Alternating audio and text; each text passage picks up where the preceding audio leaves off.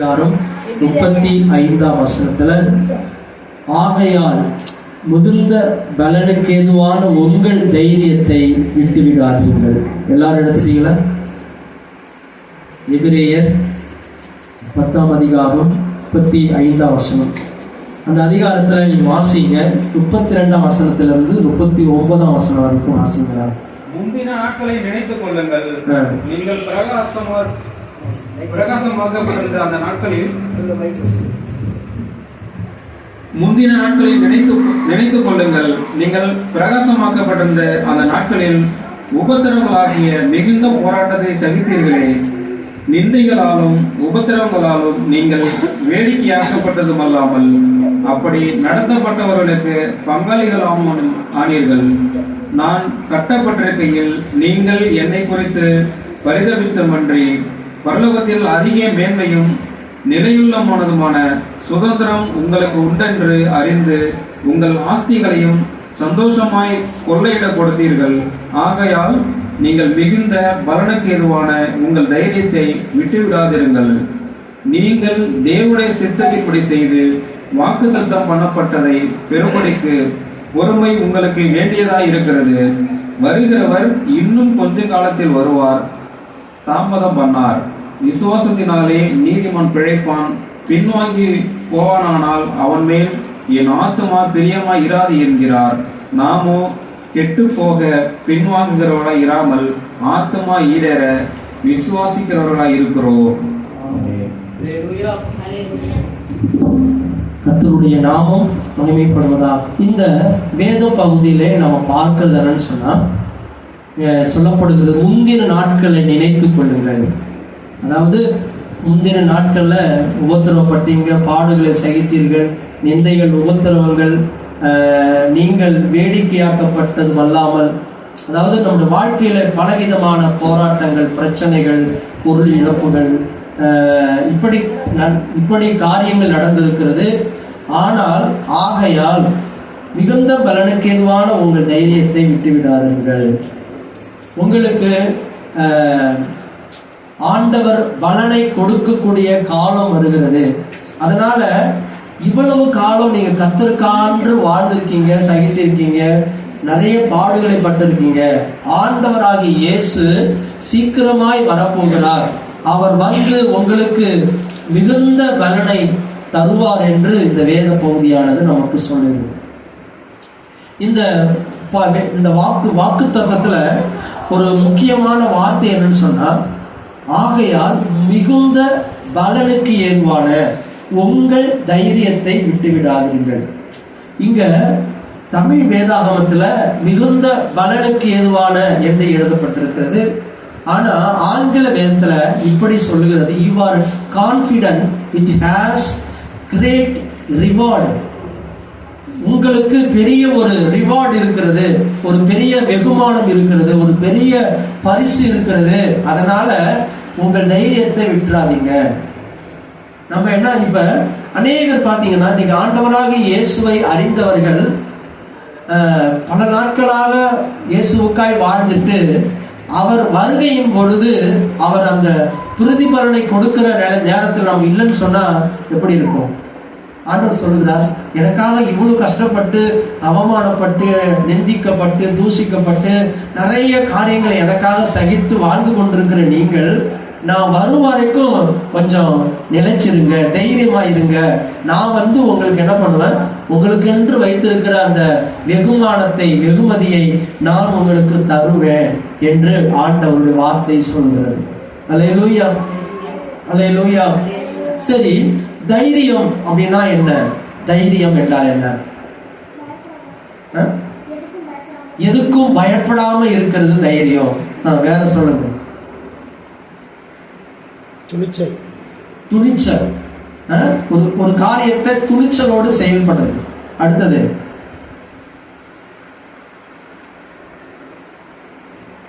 நிறைய காரியத்தை நம்ம கேள்வி கேட்கும் போதுதான் பெற்றுக்கொள்வோம். அல்லேலூயா. சரி, தைரியம் அப்படின்னு சொன்னா பாப்பா சொன்னாங்க துணிச்சல். அதாவது ஒரு காரியத்தை செய்வதற்கு துணிச்சல். நான் என் சிந்தையில வந்த, ஏன்னா ஒவ்வொரு சிந்தையும் ஒவ்வொரு விதமா பதில் சொல்றதுல கேள்வி ஒன்றா இருக்கும், பதில் அதிகமா.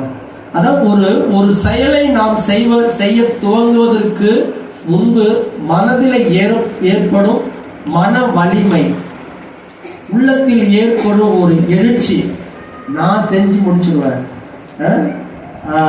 என்னால முடியும், மன தைரியம், மனதிடன் என்று நிறைய வார்த்தைகளை நாம் சொல்லிக்கொண்டே இருக்கலாம்.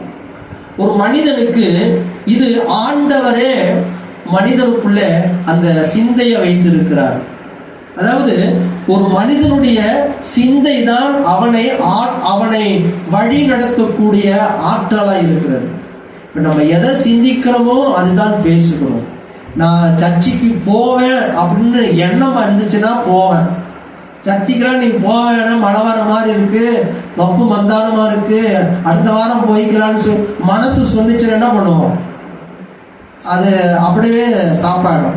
சில நேரத்தில் பரவாயில்ல, மழை வந்தாலும் பரவாயில்ல, நனைஞ்சிட்டே போயிடுவோம் அப்படின்னு சொல்லி ஒரு மனசுல உந்துதல் கொடுத்துச்சுன்னு சொன்னா அது நம்ம என்ன பண்ணுவோம்? தீவிரமா நடக்கும்.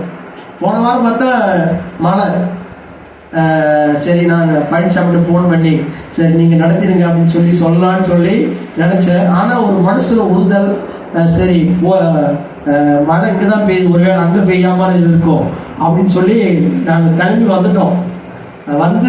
சுத்தமல்லியை தாண்டி காசாங்கோட்டெல்லாம் வர வரைக்கும் மழை தான். இங்க அது நம்ம ஸ்ரீபுரம் வந்தோன்னு பாத்தீங்கன்னா படிச்சுட்டு வெளிச்சம் வந்துச்சு. ஆஹா, நம்ம மிஸ் பண்ணிட்டோமே, நம்ம அங்கேயே இருந்திருந்தா. ஆனா போன வாரம் தான் நிறைய பேர் வந்திருந்தாங்க. அல்லேலூயா, அல்லேலூயா. அப்ப நம்ம தைரியமா ஒரு காரியத்தை செயல்படும் பொழுது நம்ம ஒரு பெரிய பலனை எதிர்பார்க்க முடியும். அல்லேலூயா. சரி, நாம் ஆண்டவரை குறித்து வைத்திருக்கிற தைரியம் என்ன? சில சொல்லுவாங்கல்ல, நீ எந்த தைரியத்துல என்கிட்ட கேட்கிற? அல்லேலூயா. நீ எந்த தைரியத்துல இப்படி செய்யற? நீ எந்த தைரியத்துல பேசுறன்னு எனக்கு தெரியும் அப்படின்னு நம்ம சொல்றோம்ல. அப்ப தைரியம் என்பது ஒருவர் நமக்கு பின்னாக இருந்து நம்மை உற்சாகப்படுத்துவதுதான். பரவாயில்ல, நீ போய் செய்ய, நான் கூட இருக்கிறேன், நீ பேசு, நீ பேசு, நான் வந்துடுறேன். ஏதாவது ஒரு பிரச்சனை வச்சுங்களா, நீ போய் முன்னாடி பேசு, ஏதாவது நானும் பின்னாடி தான் வந்துட்டு இருக்கேன், நீ போ. ஒருத்தவங்களை புஷ் பண்ணுறதுதான். ஒன்று நமக்குள்ளே ஒரு தைரியம் வரும், ரெண்டாவது இன்னொருத்தவங்க நம்மளை என்ன பண்ணுவாங்க, அதை அந்த தைரியத்தை கொடுப்பாங்க. அல்லேலூயா. 1 யோவான் 5ஆம் அதிகாரம் 14ஆம் வசனத்துல சொல்லுகிறது, நம்ம கேட்கிறத கடவுள் கொடுக்கிறார், தேவன் கொடுக்கிறார். அதுதான் நம்ம கடவுள் மேல் வச்சிருக்கிற நம்பிக்கை என்று அந்த வேத வசனம் சொல்லி இருக்கிறது. எடுத்துக்கொள்ளுங்கள், 1 யோவான் 5ஆம் அதிகாரம் 14ஆம் வசனம். நாம் எதையாகிலும் அவருடைய சித்தத்தின்படி கேட்டால் அவர் நமக்கு செவி கொடுக்கிறார் என்பதே அவரை பற்றி நாம் கொண்டிருக்கிற தைரியம். மறுபடியும் வாசிக்கிறேன், எடுத்துட்டீங்களா? 1 யோவான் 5ஆம் அதிகாரம் 14ஆம் வசனம். நாம் எதையாகிலும் அவருடைய சித்தப்படி கேட்டால் அவர் நமக்கு செவி கொடுக்கிறார் என்பதே அவரை பற்றி நாம் கொண்டிருக்கிற தைரியம்.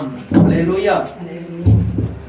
அவர் நாம் கேட்கிறதை, நாம் அவருடைய விருப்பப்படி கேட்கிறதை அவர் நமக்கு கொடுக்கிறார்.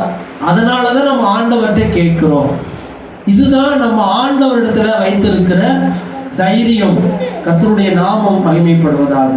இப்ப ஒரு மனிதனுக்கு எப்பொழுதெல்லாம் தைரியம் தேவைப்படும்? ஒரு மனிதனுக்கு எப்பொழுதெல்லாம் தைரியம் தேவைப்படும்? நஷ்டத்தில், நஷ்ட நேரத்துல, ரைட்டு. அப்புறம் பயத்துல, பய நேரத்துல,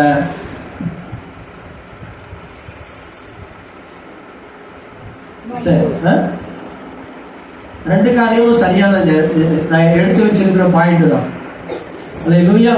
சரி, முதல்ல ஒரு மனிதனுக்கு எப்பொழுது தைரியம் தேவைப்படுன்னு சொன்னா, அதாவது ஒரு மனிதன் தான் அறிமுகம் இல்லாத ஒரு இடத்திற்கு பயணம் செய்யும் பொழுது, உதாரணமா இருந்துக்கோங்களேன், பிரதருக்கு ஒரு வேலை கிடைச்சிச்சு, பெங்களூர்ல வேலை கிடைச்சிருக்கு சொல்றேன்.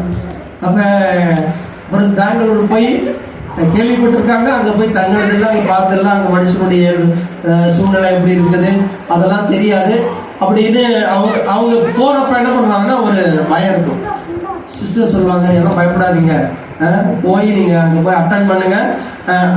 அதாவது ஒருத்தவங்க யாரோ ஒருத்தவங்க புஷ் பண்ணாதான் என்ன பண்ண முடியும், அந்த தைரியம் வரும். இப்போ உதாரணத்துக்கு பார்த்தீங்கன்னா, இஸ்ரவேல் ஜனங்கள் எகிப்துல இருந்து பிரயாணப்பட்டு வராங்க. வரும் பொழுது பாரான் வனாந்தரத்துக்கு வந்த பிறகு அவங்களுக்கு எல்லாருக்கும் சந்தேகம் வந்துச்சு.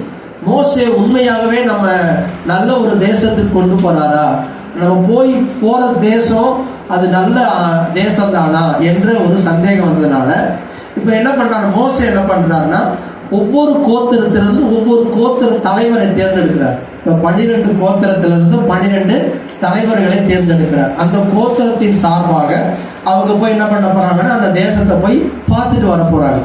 இப்ப பார்த்துட்டு வந்துட்டு அவங்க அந்த பாரான் வனாந்தரத்துல எல்லாரும் கூடி, ஜனங்கள் எல்லாம் கூடி வர செய்து, இப்பொழுது இவங்க கொண்டு வந்த ஸ்டேட்மெண்ட், அதாவது இவங்க என்ன பார்த்து வந்தாங்க அப்படிங்கிறத ஜனங்களுக்கு சொல்லணும்ல, அந்த தேசம் எப்படிப்பட்டது எப்படி சொல்லி. இப்ப 10 பேர் சொல்றாங்க, ஐயோ அந்த தேசம் ரொம்ப பயங்கரமான தேசம், அங்க இருக்கிறவங்களாம் ராட்சதர்கள், நம்ம எல்லாம் அவங்க பார்வைக்கு வெட்டுக்கிளி போல இருக்கிறோம் அப்படின்னு சொல்றாங்க. இன்னும் 2 பேர் சொல்றாங்க, அதெல்லாம் நம்ம போய் சுதந்திரித்துக் கொள்ளலாம், கர்த்தர் நம்மோடு இருந்தால் நம்ம அதை சுதந்திரித்துக் கொள்ளலாம் அப்படின்னு சொல்லி வரும்பொழுது ஒரு திராட்சை கொலையை தூக்கிட்டு வராங்க. திராட்சை கொலையை 2 பேர் ஒரு குச்சியை விட்டு அந்த குச்சியை தூக்கி 2 பேர் தூக்கிட்டு வராங்க. அப்படின்னா அந்த திராட்சை கொலை எவ்வளவு பெருசா இருக்கும், 2 பேர் தோல்ல வச்சு தூக்கிட்டு வராங்க. யாருன்னு சொன்னா யோசுவாவும் காலேபும் 2 பேர் தூக்கிட்டு வராங்க. இதுதான் நாங்கள் கொண்டு வந்த சாட்சி, பாருங்க அந்த தேசத்துல நல்ல செழிப்பான ஒரு தேசம், அது பாலும் தேனும் ஓடுகிற தேசம். இந்த பாலும் தேனும் ஓடுகிற தேசம் அப்படின்னு சொன்னா அவ்வளவு அந்த தேசத்துல செழிப்பு. எப்படின்னு சொன்னா இப்ப அந்த மாடுகள் எல்லாம் அது நைட்டுல அந்த கட்டுத்தரையில படுத்திருக்கும் பொழுது காலையில பார்த்தா அது தானாகவே அந்த பால் எல்லாம் என்ன பண்ணுவான், அவ்வளவு அந்த கொழுமையான மாடுகள் அது இப்படி உருண்டு படுக்கிறப்ப தானாகவே பால் வடிந்து என்ன பண்ணுமா, தரையில கிடக்குமா. அதே போல மரத்தில் இருக்கிற தேன்கள் எல்லாம் தானாக மரத்திலிருந்து ஒழுகுமா. அப்படியே அவ்வளவு செழிப்பான ஒரு தேசம் அப்படின்னு சொல்லி, அதான் அதுக்கு பேரு பாலும் தேனும் ஓடுகிற தேசம்னு சொல்லுவாங்க. அல்லேலூயா. இப்ப இவங்களுக்கு அவங்களுக்கு தைரியம் சொல்லுகிறார். நீங்கள் என்னாகமத்தின் புத்தகம் 13ஆம் அதிகாரம் 20ஆம் வசனத்தை வாசிக்கிறார். என்னாகமம் 13:20.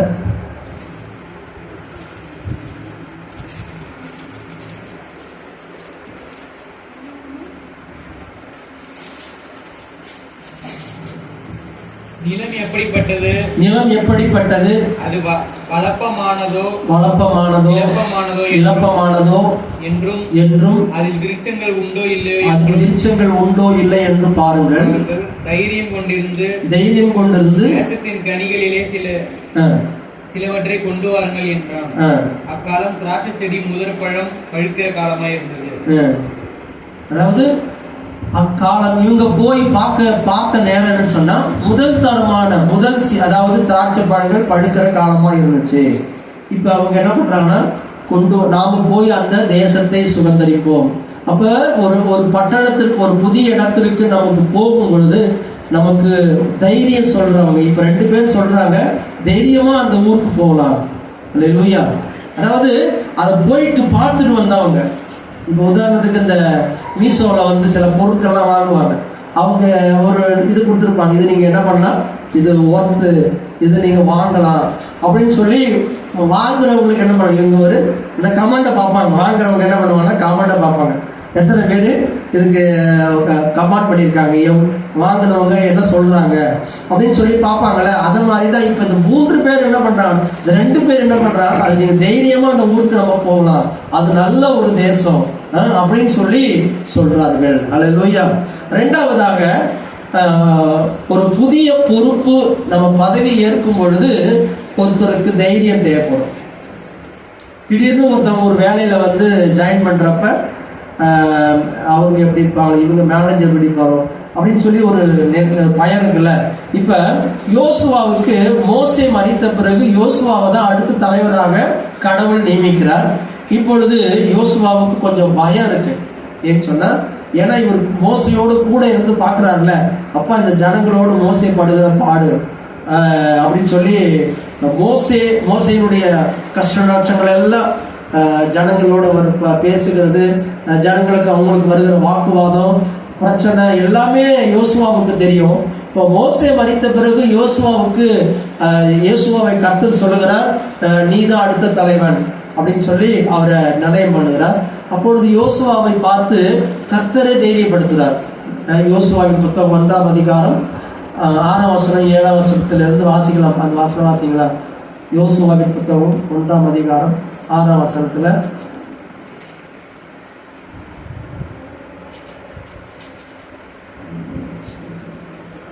யோசுவா 1ஆம் அதிகாரம் 6ஆம் வசனம். பலம் கொண்டு திடமனதாயிரு, இந்த ஜனத்தின் பிதாக்களுக்கு நான் கொடுப்பேன் என்று ஆணையிட்ட தேசத்தை நீ இவர்களுக்கு பங்கிடுவாய். 9ஆம் வசனத்துல, நான் உனக்கு கட்டளை விடவில்லையா? பலன் கொண்டு திடமனதாயிரு, திகையாதே, கலங்காதே, நீ போகும் இடமெல்லாம் உன் தேவனாய் கர்த்தர் உன்னோடு கூட இருக்கிறார். அல்லேலூயா. சில பொறுப்புகளை பார்த்தீங்கன்னு சொன்னா, அந்த கிராமத்திலாம் பார்த்தீங்கன்னா பெண்கள் பிரசிடண்ட் நிற்பாங்க. பிரசிடண்ட்டுக்கு யார் நிற்பாங்க? பெண்கள் தான். ஆனா அவங்க எந்த மீட்டிங்கும் போக மாட்டாங்க. அவங்க வீட்டுக்காரர் தான் என்ன பண்ணுவாரு? போவார். நீ நில்லு, மற்றதெல்லாம் நான் பார்த்துக்கிறேன். அல்லேலூயா. எங்க ஊர்ல ஒரு பிரசிடண்ட் இருந்தாங்க. அவங்களுக்கு கையெழுத்து சரியா போட, அவங்க பேரை என்ன பண்ண சரியா போட தெரியாது. அல்லேலூயா. ஆனா அவர் வீட்டுக்காரர் கொஞ்சம் ஒரு அலுவலர் வேலை பார்த்தாரு. அவர் தான் எல்லாத்துக்கும் வருவார். அல்லேலூயா. இது இப்ப சொல்றார், யோசுவா பார்த்து கர்த்தர் சொல்கிறார், நீ என்ன பண்ணு, திடமனதா இரு, நான் உன் கூட இருக்கிறேன், உனக்கு கூட இருந்து உனக்கு எல்லாவற்றையும் என்ன பண்ணுவேன், நான் செய்வேன் அப்படின்னு சொல்லி அவரை திடப்படுத்துகிறார். அதே போல சாலமோன் கூட அவர் அப்பாவுக்கு அடுத்தது, தாவீதுக்கு அடுத்தது ராஜாவாக பதவி ஏற்கும் பொழுது கூட கர்த்தர் தான் அவரை தைரியப்படுத்துகிறார். திடமனதா இரு, நான் உன்னோட இருப்பேன் அப்படின்னு சொல்லி தைரியப்படுத்துவதை பார்க்கிறோம். மூன்றாவதாக நீங்க சொன்னது போல ஒரு பிரச்சனை வரும் பொழுது அந்த பிரச்சனை மேற்கொள்வதற்கு தைரியம் நமக்கு வேண்டும். அல்லேலூயா. தாவீதுக்கு 2 சாமுவேல் 10ஆம் அதிகாரம் 11-12 தாவீதுக்கு பார்த்தீங்கன்னா அங்க அதாவது அம்மோனியர்கள் அவர்களுக்கு விரோதமாய் யுத்தம் பண்ண வருகிறார்கள். அதை எடுத்துக்கொள்ளுங்கள். 2 சாமுவேல் 10ஆம் அதிகாரம் 11-12.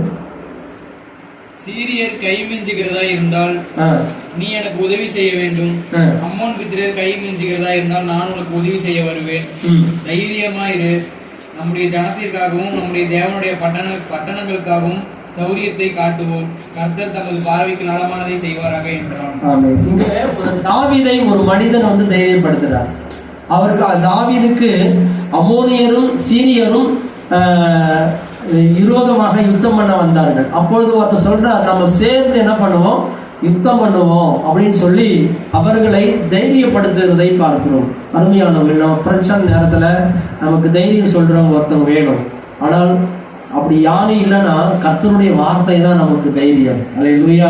அவர் தான் நமக்கு தைரியத்தை தருகிறவராய் இருக்கிறார். கர்த்தருடைய நாமம் மகிமைப்படுவதாக. அதாவது கடவுளுடைய தைரியத்தை நாம் எதன் வழியாக பெற்றுக்கொள்ளலாம்? இப்ப நமக்கு பலன் தேவை. பலனை பெற்றுவதற்கு நம்ம என்ன சொல்லுவாங்கல்ல, secret of my energy, Boost குடிங்க உங்களுக்கு பலன் வரும் அப்படின்னு சொல்லுவாங்கல்ல. அப்ப ஏதோ ஒன்று சாப்பிட்டாதான் நமக்கு நம்முடைய பலன் வரும். அதே போல நமக்கு தைரியம் எதன் மூலம் கிடைக்கும் என்றால், ஒன்று தேவனுடைய வார்த்தையின் மூலமாக கிடைக்கும். நம்ம வேதத்தை தினமும் வாசிக்கும் பொழுது நமக்கு தைரியம் வரும். 2வது விண்ணப்பம் பண்ணுவதன் மூலமாக, ஜெபம் பண்ணுவதன் மூலமாக நமக்கு தைரியம் வரும். இது 1 நாளாகவும் 17ஆம் அதிகாரம் 25 27 வசனங்களிலே நம்ம வாசிக்கலாம். அடுத்தது தேவனுடைய கட்டளைகளை கை கொள்வதனால நமக்கு தைரியம் வரும்.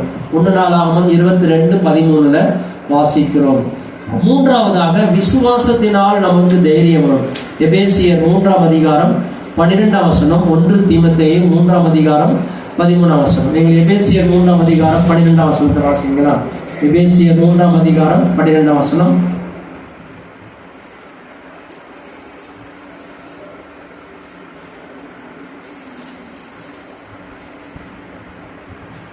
அவரை பற்றும் விசுவாசத்தினாலே அவருக்குள் நமக்கு தைரியமும் திட நம்பிக்கையோடு தேவனிடத்தில் சேரும் ஸ்லாக்கியம் உண்டாயிருக்கிறது. அவரை பற்றும் விசுவாசத்தினாலே, கடவுள் மேல் வைக்கிற விசுவாசத்தினாலே நமக்கு தைரியம் கிடைக்கிறது.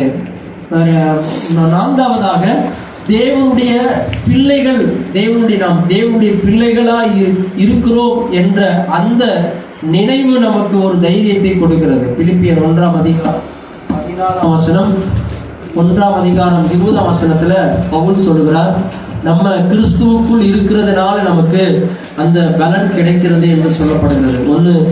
பிலிப்பியர் 1ஆம் அதிகாரம் 14ஆம் வசனம். சகோதரில் அநேகர் என் கட்டுகளிலும் கர்த்தருக்குள் திறன் கொண்டு பயமில்லாமல் திருவசனத்தை சொல்லும்படி அதிகமாக துணிந்தீர்கள். கர்த்தருடைய நாமம் மகிமைப்படுவதாக. நமக்கு அநேக சகோதரர்கள், தேவனுடைய பிள்ளைகள் நம்ம கூட இருக்கும்போது நமக்கு தைரியம் வந்துடும். கவனமா கேளுங்களா? அல்லேலூயா. இப்ப நீங்க ஒரு பிரச்சனையில மாட்டிக்கிட்டீங்க, நீங்க மட்டும்தான் இருக்கீங்க, உங்களுக்கு பக்கத்துல உங்க சார்பா யாருமே இல்லை. இப்போ உங்களுக்கு தெரிந்த நபர்கள் ஒரு 3 பேர் வந்துட்டாங்க, வந்து என்ன பிரச்சனை நிக்கிறீங்க, என்ன பிரச்சனை அப்படின்றப்ப நமக்கு ஒரு தைரியம் வந்துடும். அதுதான் அங்க பவுல் சொல்கிறார். அதாவது சகோதரர்கள் ஒருமித்து இருக்கும் பொழுது நமக்கு ஒரு மன தைரியத்தை கொடுக்கிறார். அல்லேலூயா, அல்லேலூயா. இப்போ ஹாஸ்பிட்டல் இருக்கிறவங்க, ஏதோ விபத்துல இருக்கிறவங்க, அவங்க மட்டும் இருக்கிறாங்க. சொந்தக்காரங்க யாராவது போயிட்டு விசாரிக்க போறப்ப என்ன பண்ணுவாங்க, அவங்களுக்கு ஒரு தனி தைரியம் வந்துடும். அல்லேலூயா. அப்ப நம்ம தேவனுடைய பிள்ளைகள், சகோதரர்கள், உறவுக்காரங்க, நம்ம அவங்களோடு இணைந்து இருக்கும் பொழுது நமக்கு ஒரு திடன் நமக்கு வருகிறது. அடுத்தது தேவனுக்குள்ள நமக்கு ஒரு திடன் கிடைக்கிறது. 1 தெசலோனிக்கேயர் 2ஆம் அதிகாரம் 2ஆம் வசனத்துல சொல்லப்படுகிறது. நேரம் இல்லாதனால நான் வசனம் சொல்றேன். அடுத்ததாக பரிசுத்த ஆவியின் மூலமாக நமக்கு தைரியம் கிடைக்கிறது. 2 தீமோத்தேயு 1ஆம் அதிகாரம் 7ஆம் வசனத்துல வாசிக்கிறோம். அடுத்ததாக தேவன் மேல் வைக்கும் நம்பிக்கையினால நமக்கு தைரியம் கிடைக்கிறது. எபிரேயர் 3ஆம் அதிகாரம் 6ஆம் வசனம். அடுத்தது கிறிஸ்துவின் மூலமாக நாம் பிதாவிடத்தில் சேரும் தைரியத்தை நாம் பெற்றிருக்கிறோம். எபிரேயர் 4ஆம் அதிகாரம் 14ஆம் வசனத்திலிருந்து 16ஆம் வசனம் வரைக்கும். அடுத்ததாக இயேசுவின் ரத்தத்தினாலே நமக்கு தைரியம் கிடைக்கிறது. எபிரேயர் 10ஆம் அதிகாரம் 20ஆம் வசனத்தில் வாசிக்கிறோம். அடுத்தது தேவனுக்கு உகந்த வாழ்க்கையை வாழ்வதன் மூலமாக நமக்கு தைரியம் கிடைக்கிறது. எபிரேயர் 13:6. அடுத்தது கர்த்தருக்கு காத்திருப்பதன் மூலமாக நமக்கு தைரியம் கிடைக்கிறது. அல்லேலூயா. தைரியத்தை யார் தருகிறார்? கர்த்தர் தான் தருகிறார். சங்கீதம் 138:3 சொல்லுகிறது, என் ஆத்துமாவிலே கர்த்தர் பலன் தந்து, என் ஆத்துமாவிலே என்னை தைரியப்படுத்தினீர். அன்போடு நாம் மையப்படுவது ஆண்டவர் தான் நம்மை தைரியப்படுத்துகிறவர். எல்லா சூழ்நிலையிலும் நம்மை தைரியப்படுத்துகிறவர். யார் மூலம் அவர் தைரியப்படுத்துவார் என்றால், யார் மூலம் தைரியப்படுத்துவார்? மனிதர்கள் மூலமாக, தேவனுடைய வார்த்தை மூலமாக, சில எழுத்துக்களின் மூலமாக, சிலர் பேசுவதன் மூலமாக தேவன் நமக்கு தைரியப்படுத்துவார். அல்லேலூயா. கர்த்தருடைய நாமம் மகிமைப்படும். யாரை அவர் தைரியப்படுத்துவார் என்று சொன்னால், நீதிமானை அவர் தைரியப்படுத்துவார். அல்லேலூயா. நீதிமொழிகள் 28:1 சொல்லுகிறது, நீதிமான் கெர்ச்சிக்கிற சிங்கம் போல தைரியமாய் இருக்கிறான் என்று சொல்லப்படுகிறது. கர்த்தருடைய நாமம் மகிமைப்படுவதாக. இந்த நாளிலே கர்த்தர் உங்களை பார்த்து சொல்கிறார், திடமனதாயிருங்கள், தைரியமாயிருங்கள், பலன் கொண்டு திடமனதாயிருங்கள், நான் உங்களோடு கூட இருக்கிறேன். அல்லேலூயா. எதற்கு நீங்க பயப்பட வேண்டாம். உங்கள் தைரியத்தை விட்டுறாதீங்க, உங்கள் மனதை தளர விட்டுறாதீங்க. நிச்சயம் நடக்கும். உங்களுக்கு நீங்கள் காத்திருக்கிறது நிச்சயம் கிடைக்கும். அதை தேவன் உங்களை இந்த மாதத்துல உங்களை உற்சாகப்படுத்துகிறார், உங்களை தைரியப்படுத்துகிறார். நீங்க நம்பினது நிச்சயம் கிடைக்கும். உங்களுக்கு உங்க நம்பிக்கை ஒரு நாள் உங்களுக்கு பலனை தராமல் போகாது. நிச்சயமாய் முடிவு உண்டு. நம்பிக்கை வீண் போகாது. அதனால நீங்கள் காத்திருக்கிறது ஒரு நாள் வீண் போகாது. ஆனா உங்க தைரியத்தை மட்டும் என்ன பண்றாதீங்க, விட்டுறாதீங்க. தேவனுக்கும் உங்களுக்கும் உள்ள நம்பிக்கை விட்டுறாதீங்க. தேவனுக்கும் உங்களுக்கும் உள்ள உறவை விட்டுறாதீங்க. தேவனுக்கு நீங்க செய்கிற காரியத்துல சோர்ந்து போகிறாதீங்க. ஏன் இப்படி எனக்கு நடக்கிறது, என்ன நான் கடவுளுக்கு எல்லாமும் நான் கடவுளுக்காய் செய்கிறேன், எனக்கு ஏன் வாழ்க்கையில ஒரு மாற்றம் கிடைக்கல, நான் விரும்புறது கிடைக்கல அப்படின்னு நீங்க நினைக்க வேண்டாம். நிச்சயமாக உங்கள் தைரியத்தை விட்டுவிடாதிருங்கள். கர்த்தர் உங்களுக்கு ஏற்ற வேலையில கர்த்தர் மிகுதியான பலனை தருவார். அல்லேலூயா. இங்க சொல்லப்படுகிறது which has great reward. நிச்சயமா நீங்க திடமா இருந்தீங்கன்னா உங்களுக்கு ஒரு பெரிய அவார்டு வச்சிருக்கிறேன்னு ஆண்டவர் சொல்றார்.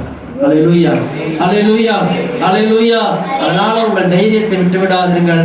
கர்த்தருக்கு காத்திருங்கள். கர்த்தர் உங்களை ஆசீர்வதிப்பாராக.